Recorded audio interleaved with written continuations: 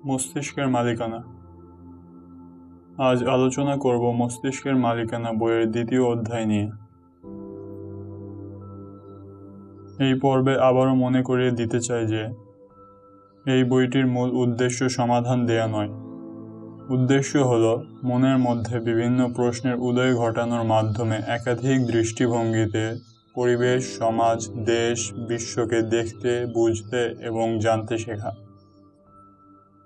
আজ যেসব বিষয়বস্তু নিয়ে আলোচনা করব তা হল, পরের ধনে পোদ্দরি করা গেলেও কি সত্যিকারের স্বাধীন হওয়া যায়? শিক্ষার বয়স নাকি বয়সের শিক্ষা, কোনটা বেশি গুরুত্বপূর্ণ? এমন পারফরমেন্সের রহস্য কি? বাইরের নাকি ভেতরের চাপ, কোনটা বেশি কাজের? রাশ টানার দায়িত্ব আসলে কার? অন্যের হলে ভালো আর নিজের বেলায় কালো? ছোটবেলা থেকে না বুঝে মুখস্থ করা আর প্রশ্ন করতে ভয় পাওয়ার সংস্কৃতি আমাদের অধিকাংশের মনে স্থায়ী আসন গড়ে বসেছে। ফলে অনেক সময় আমরা বড়দের নির্দেশে এমন সব কাজ করে থাকি যার স্পষ্ট কোনো ব্যাখ্যা থাকে না। কিন্তু প্রশ্ন বা চ্যালেঞ্জ করার অভ্যাস না থাকায় সেই ব্যাপারে আপত্তিও করি না। ঠিক তেমনইভাবে আমাদের পেশাগত ও ব্যক্তি জীবনে অসংখ্য আচরণ করে থাকি যা স্বাভাবিক বোধ বুদ্ধিও সমর্থন করে না। পরের ধনে পোদ্দরি করা গেলেও কি সত্যিকারের স্বাধীন হওয়া যায়? দিন বদলের হাওয়ায় আমাদের তরুণ তরুণীরাও স্বাধীন হচ্ছে। তারা কথায় কথায় বাবা মাকে স্মরণ করিয়ে দেয় সে এখন বড় হয়েছে, অর্থাৎ সে কি করবে না করবে, কখন কিভাবে করবে, এসব বিষয়ে তার ব্যক্তি স্বাধীনতায় হস্তক্ষেপ করা যাবে না। ফলে বেলা 10টা পর্যন্ত ঘুমানো, লাউড স্পিকারে গান শোনা, রাত করে বাড়ি ফেরা ইত্যাদি আচরণে বাবা মা খুব অসন্তুষ্ট হলেও কিছু বলতে পারেন না। সম্ভবত ইউরোপ আমেরিকায় এমনটা হয় বলে তারা শুনেছে, তাই নিজেরাও স্বাধীনতার সুখ উপভোগ করতে উন্মুখ। কিন্তু একটা বিষয় তারা মোটেই খেয়াল করে না যে ওই সকল দেশে বাবা মায়ের যত ধন সম্পত্তি থাকুক না কেন, তরুণ তরুণীরা 16 বছর বয়স হলেই তারা কাজ খুঁজতে শুরু করে। তারা স্বপ্ন দেখতে থাকে যেদিন 18 বছর পূর্ণ হবে সেদিন নতুন বাসায় উঠবে। কাজটা হতে পারে ড্রাইভিং, শপিং মলে সেলসম্যানশিপ, রেস্টুরেন্টে বেয়ারাগিরি, এমনকি ট্রেনে বাসে গান শোনানো কিংবা জাদু দেখানো। যে কোনো উপায়ে অর্থ উপার্জন করতে তারা ভীষণ তৎপর হয়ে ওঠে। বয়স 18 হবার পরে প্রায় সবাই সেটা করেও থাকে। অথচ আমাদের সন্তানরা, তারাও স্বাধীন হতে চায়, তবে সেটা মা বাবার পয়সায়। বয়স 30 ছুঁই ছুঁই হলেও অধিকাংশই মা বাবার পয়সা ছাড়া দুপা দিতে পারে না।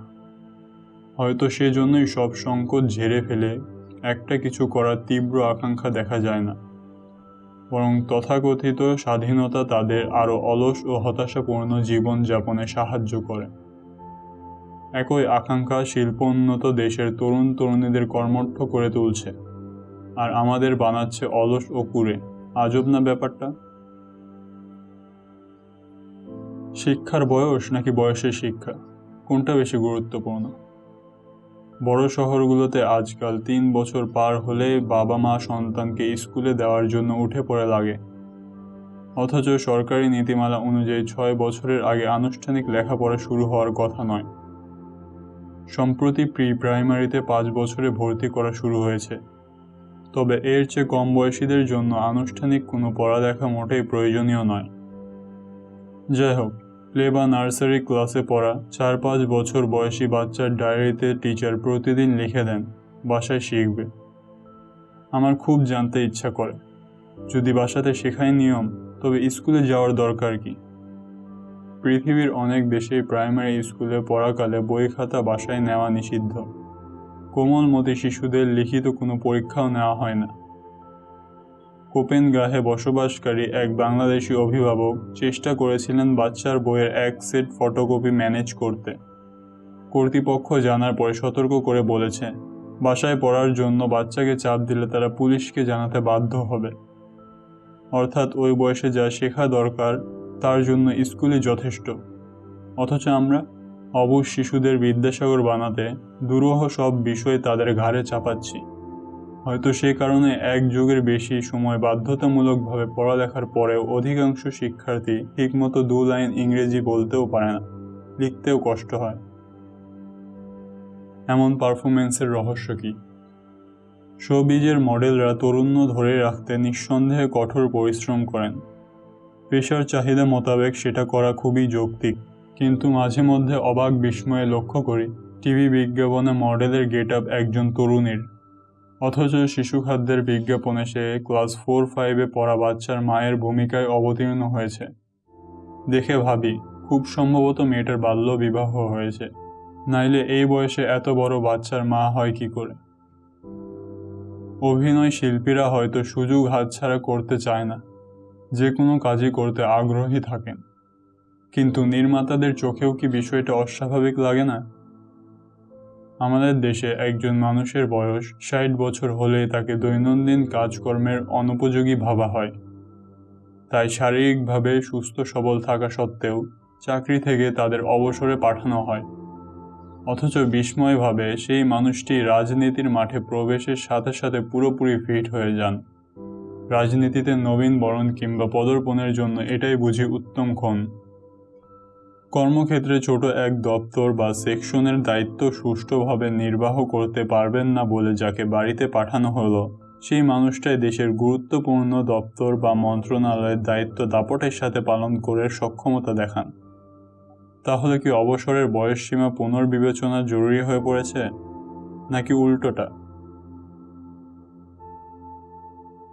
বাইরের নাকি ভেতরের চাপ, কোনটা বেশি কাজের?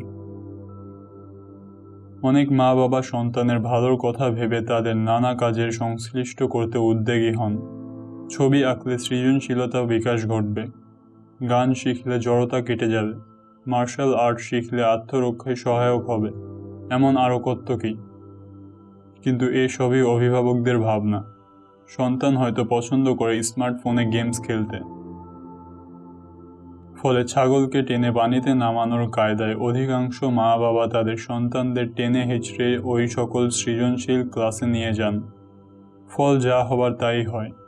ভর্তির কদিন পরে আর ওসব চালিয়ে নেওয়া যায় না। তখন আবার শুরু হয় সন্তানকে অলরাউন্ডার বানানোর নতুন মিশন। এমনটা হবার মূল কারণ হলো ওই কাজটা কেন শেখা দরকার সে বিষয়ে সন্তানদের ভেতরে স্পষ্ট বোধ জাগাতে না পারা। ইতিবাচক বা নেতিবাচক কোনো বক্তব্য দিয়েই তারা সন্তানের ভেতরে থাকা সত্তাকে নাড়াচাড়া দিতে পারছে না।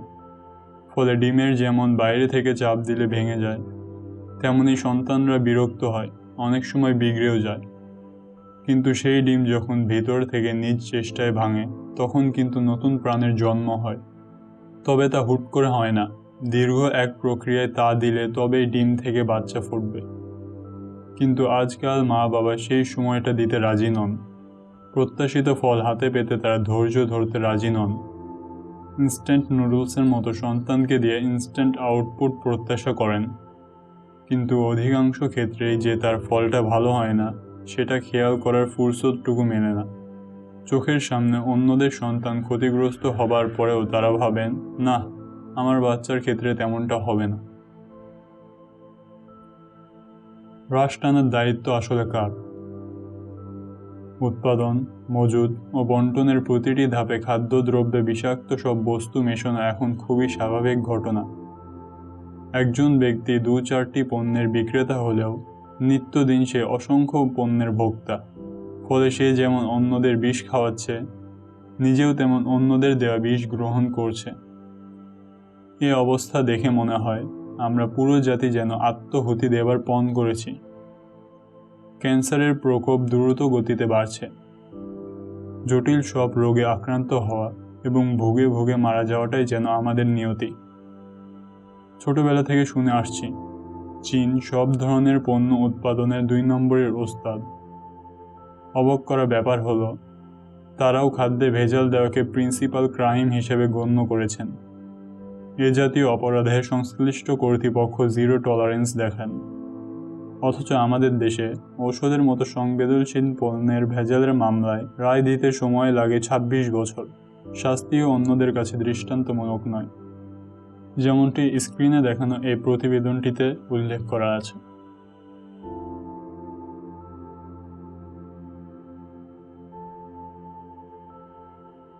মানুষ মুনাফা লাভের জন্য যা খুশি তাই করছে। তার নীতি নৈতিকতা বা বিবেক বোধ কোনো কিছুই কাজ করছে না। প্রতিদিন আমরা চাল, ডাল, মাছ, মাংস, ফল, সবজি, ডিম, দুধ সব কিছুতে নির্ভীকভাবে ক্ষতিকর পদার্থ গ্রহণ করছি। ফলশ্রুতিতে নানা জটিল রোগে ভুগছি। মানব সম্পদের উৎপাদনশীলতা হচ্ছে ক্ষতিগ্রস্ত। চিকিৎসার জন্য বিপুল পরিমাণ অর্থ ব্যয় হচ্ছে। সব কিছুকে নিয়তি বলে সবাই মেনেও নিচ্ছে।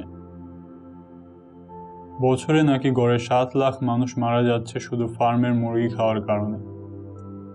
এই মরণ খেলা সহসা থামারও কোনো কারণ নেই, কারণ রাশ টানার নেই কার্যকর কোনো উদ্যোগ। অন্যের হলে ভালো, আর নিজের বেলায় কালো। ভারতের 2020 সালের রাষ্ট্রপতি কৃষকের সন্তান। সেই দেশেরই দুবারের প্রধানমন্ত্রী নরেন্দ্র মোদী শৈশবে ছিলেন টি-বয়।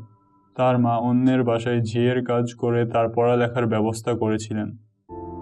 কিংবা অ্যাপেল কোম্পানির প্রতিষ্ঠাতা স্টিভ জবস তরুণ বয়সে অর্থাভাবে দিনের পর দিন না খেয়ে থাকতেন।